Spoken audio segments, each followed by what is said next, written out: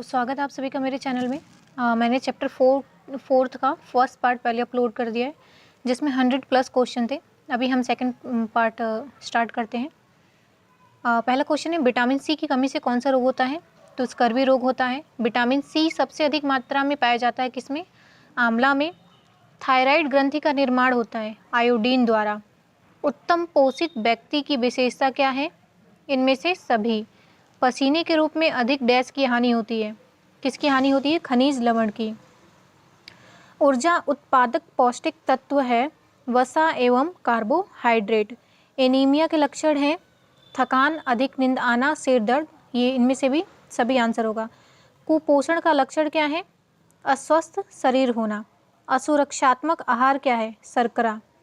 वृद्धि कारक पौष्टिक तत्व हैं, इनमें से क्या होगा? प्रोटीन। कुपोषण तथा डैश में गहरा संबंध है चिंता। दोनों में क्या है? गहरा संबंध है। स्वस्थ शरीर में कितने मिलीग्राम तक आयोडीन पाया जाता है? 20 से 25 मिलीग्राम तक। दूध बैक्टीरिया रहित हो जाता है उबालने पर। संतुलित आहार में सुरक्षात्मक पोषक तत्व हैं विटामिन तथा खनिज। दांतों को मजबूत करने वाला तत्व कौन सा है? कैल्शियम। बेरी बेरी रोग किस विटामिन की कमी से कारण होता है? तो थायमीन की कमी से। क्षय रोग के रोगी को कौन सा भोजन देना चाहिए? उबला भोजन देना चाहिए। लू लगने पर रोगी को क्या पीने को दिया जाता है? आम का पन्ना। क्षय रोग के रोगी को कौन सी वस्तु हानि पहुंचाती है? मिर्च और मसालेदार भोजन। रोग की अवस्था में भोजन देना चाहिए सुपाच्य, जो पाच्य योग्य हो। गुर्दे के रोगी को देना चाहिए जौ का पानी। रोगी के शरीर में निम्न की कमी नहीं होनी चाहिए। पानी की। अंकुरीकरण से अनाजों में बढ़ जाता है विटामिन सी। खमीरीकरण के बाद भोज्य पदार्थ हो जाता है इनमें से सभी। हल्का, नरम, सरलता से पचने योग्य। सब्जी को कितने मिनट तक खुले में पकाना चाहिए? 5 मिनट तक। रोगी को भोजन खिलाते समय ध्यान रखें कि चिकित्सक की सलाह लें। खिलाते समय जल्दी ना करें और भोजन थोड़ी थोड़ी मात्रा में दें। प्रेशर कुकर में भोजन पकाने से लाभ हैं उपयुक्त सभी। आंसर इसका डी होगा। प्रणाशी रक्तहीनता में नष्ट हो जाती है। अस्थि मज्जा। बेकिंग पाउडर अथवा खाने का सोडा मिलाकर भोजन पकाने से नष्ट होने वाला पौष्टिक तत्व क्या है? Vitamin B. उच्च रक्तचाप के रोगी के लिए वर्जित आहार नहीं है संतुलित भोजन। चावल तथा दालें बार बार धोने से कौन सा पौष्टिक तत्व नष्ट हो जाता है? विटामिन बी समूह। केवल तरल आहार किस रोग के रोगी को दिया जाता है? मियादी के बुखार को। फटे दूध का पानी किस रोगी को दिया जाता है? मियादी वाले बुखार, जिसको मियादी बुखार हुआ होता है। तरल आहार किस रोगी को दिया जाता है? इसमें भी सेम आंसर है, मियादी बुखार। अतिसार के रोगी को किस प्रकार का आहार देना चाहिए? नरम तथा तरल आहार देना चाहिए। कार्बोहाइड्रेट के अधिक सेवन से होता है मधुमेह। कमजोरी शीघ्र दूर करने के लिए पिलाना चाहिए ग्लूकोज। जल में घुलनशील विटामिन कौन से हैं? विटामिन बी कॉम्प्लेक्स एवं सी। स्वस्थ मनुष्य किससे मुक्त होता है? रोगी से। विटामिन डी की कमी से होता है, विटामिन डी की कमी से सूखा रोग होता है। सॉरी, इसमें मैंने ऑप्शन टिक नहीं किया है। कमजोरी शीघ्र दूर करने के लिए देना चाहिए ग्लूकोज। कब्ज का प्रकार नहीं है सामाजिक कब्ज। अंकुरीकरण के लिए उपयोग में लाए जाते हैं साबुत अनाज। भोजन पकाने का उद्देश्य क्या होता है? इसका आंसर भी डी होगा, उपयुक्त सभी। पीलिया के रोगी को फायदा करता है गन्ने का रस।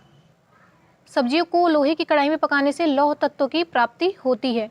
रुग्णावस्था में पाचन शक्ति हो जाती है छेड़। भोजन पकाते समय अधिक चलाने या छानने से किस विटामिन का ऑक्सीकरण हो जाता है? विटामिन सी का। फटे दूध का पानी किसको दिया जाता है? टाइफाइड के रोगी को। भोज्य पदार्थों को किसमें पकाने से उनमें अधिकतम पौष्टिक तत्व सुरक्षित रहते हैं? कुकर में। जौ का पानी दिया जाता है रोग की अवधि में अतिसार के रोगी को।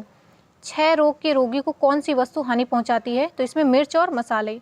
तीव्र ज्वर किस रोग में नहीं होता है? जुखाम में। रोग की अवस्था में आहार व्यवस्था का मुख्य उद्देश्य नहीं है स्वादिष्ट भोजन देना। ट्यूब द्वारा रोगी को भोजन कराया जाता है जब रोगी मुंह द्वारा भोजन लेने में असमर्थ हो। मधुमेह रोग में रक्त में मात्रा बढ़ जाती है शर्करा की। इंजेक्शन द्वारा रोगी को भोजन दिया जाता है उपयुक्त सभी।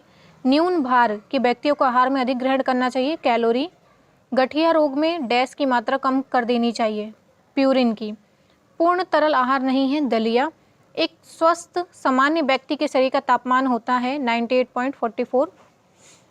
उच्च रक्तचाप का लक्षण नहीं है स्पष्ट रूप से दिखाई पड़ना। कुपोषण का कारण है गरिष्ठ भोजन, कूटने पीसने तथा गूंथने की प्रक्रिया में ध्यान रखना चाहिए सफाई का, खमीरीकरण की प्रक्रिया कार्यान्वित करने के लिए आवश्यकता होती है बैक्टीरिया की, विटामिन सी युक्त भोज्य पदार्थों को नहीं पकाना चाहिए तांबे के बर्तनों में, खमीरीकरण का उदाहरण है इनमें से सभी, जन स्वास्थ्य शिक्षा के सक्रिय संगठन है इनमें से सभी। डी आंसर होगा इसका। स्वास्थ्य शिक्षा प्रदान करने हेतु सरकार द्वारा क्या प्रयास किया जा रहा है? उपयुक्त सभी, इसका भी आंसर डी होगा। जन स्वास्थ्य के मुख्य क्या नियम है? इसमें से सभी, इसका भी आंसर क्या होगा? डी होगा। जन स्वास्थ्य को प्रभावी बनाने के लिए सरकार कार्यक्रम चलाती है, इसका भी आंसर डी होगा। क्या जरूरी है कि व्यक्ति समाज के अनुसार कार्य करे? उपयुक्त से भी, इसका भी आंसर डी होगा। मनुष्य के सामाजिक कर्तव्य क्या है? राष्ट्र की सामाजिक, आर्थिक तथा राजनीतिक समस्या को सुधारना। क्या व्यक्तिगत उत्तरदायित्व सामाजिक उत्तरदायित्व को प्रभावित करता है? हाँ, क्योंकि यदि समाज का प्रत्येक नागरिक अपने कर्तव्यों का यथोचित रीति से पालन करे तो संपूर्ण समाज सुखी एवं समृद्ध बन सकता है। हमारे देश के स्वास्थ्य विज्ञान के अनुसार जन स्वास्थ्य की रक्षा का दायित्व किसका है? इनमें से सभी केंद्र सरकार, स्थानीय स्वास्थ्य, राज्य सरकार। स्वास्थ्य शिक्षा का साधन नहीं है उप क्षेत्रीय संस्थाएं। वह चिकित्सालय जो विशेषकर दूर दराज के क्षेत्रों में स्वास्थ्य सुविधाएं पहुंचाने के लिए बस के माध्यम से चलाया जाता है उसको कहते हैं चलती फिरती डिस्पेंसरी। जन स्वास्थ्य के दृष्टिकोण से व्यक्ति का मुख्य कर्तव्य क्या होता है? पर्यावरण को साफ सुथरा रखना। व्यक्ति की समाज के प्रति कर्तव्यों को पूरा करने से क्या लाभ होता है? उपयुक्त सभी, इसका आंसर डी होगा। मनुष्य एक प्राणी है, क्या है? सामाजिक प्राणी है। व्यक्तिगत उत्तरदायित्व को पूरा करने से व्यक्ति और समाज पर क्या प्रभाव पड़ता है? व्यक्ति स्वयं और उसका समाज सदैव सुखी रहता है। जन स्वास्थ्य किस प्रकार व्यक्तिगत स्वास्थ्य से संबंधित है? उपयुक्त सभी होगा, इसका आंसर डी। संपूर्ण पर्यावरण का गठन होता है, इसमें भी आंसर डी होगा, उपयुक्त सभी। सूर्य की धूप से मनुष्य शरीर में विटामिन डी की प्राप्ति होती है। जन स्वास्थ्य संबंधी ज्ञान प्रत्येक वर्ग के लिए आवश्यक है, अतः हमारे देश बहुत सी संस्थाएं सहयोग कर रही हैं। उनके लिए प्राथमिक उपयुक्त महत्वपूर्ण साधन कौन सा है? इसका आंसर होगा परिवार तथा विद्यालय। प्राकृतिक पर्यावरण जनजीवन को प्रभावित करता है, इसमें से आंसर होगा उपयुक्त दोनों से, प्रत्यक्ष रूप से और प्रत्यक्ष रूप से। व्यायाम करने से पूर्व व्यक्ति को डैश खाना चाहिए, इनमें से कोई नहीं। गंदी वस्तुओं के उत्पन्न होने का कारण क्या है? उपयुक्त सभी, इसका आंसर डी होगा। गंदी बस्तियां अधिकतर कहाँ पाई जाती हैं? कारखानों व मिलों के पास। गंदी बस्तियों को रोगों का उद्गम स्थान क्यों कहा जाता है? इसका भी आंसर डी होगा। सन 1958 में बंगाल राज्य की सरकार ने गंदी बस्तियों के लिए क्या कानून पारित किया? इसका आंसर होगा उन लोगों के लिए 1 मील के क्षेत्र के भीतर स्वच्छ एवं स्वस्थ आवास गृहों का प्रबंध राज्य सरकार करेगी। जन शिक्षा के प्रसार में गंदी बस्तियों का क्या योगदान है? शिक्षा का महत्व समझना चाहिए, अन्यथा सामान्य प्रगति का मार्ग अवरुद्ध रहता है। गंदी बस्तियों के मकानों को स्वास्थ्य की दृष्टि से उचित क्यों नहीं माना जाता? कच्चे मकान होने से नमी, सीलन अधिक होने से सूर्य की रोशनी और शुद्ध वायु का अभाव रहता है। प्रौढ़ शिक्षा गंदी बस्ती के सुधार में किस प्रकार लाभदायक है? स्वास्थ्य संबंधी नियमों का ज्ञान होने से गंदगी से बचाव का प्रयास करेंगे। गंदी बस्ती के सुधार के लिए क्या कार्य हो रहा है? इसका आंसर होगा डी। नगरों में होने वाली गंदी बस्तियों का विकास कितना उचित है? गंदी बस्तियां अपराधों को जन्म देती हैं तथा समाज विरोधी जीवन व्यतीत करती हैं। किस सन में बंगाल सरकार ने कलकत्ते की गंदी बस्तियों में सुधार हेतु कानून पारित किया था? सन 1958 में। आधुनिक वैज्ञानिक युग में सर्वाधिक गंभीर समस्या क्या है? पर्यावरण प्रदूषण। वातावरण को प्रदूषित करने वाले पदार्थ को कहते हैं प्रदूषक कहते हैं।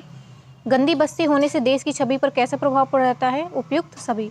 चलिए हम नेक्स्ट में जो 100 क्वेश्चन और रह गए हैं उसे जल्दी लेके आऊँगी। धन्यवाद।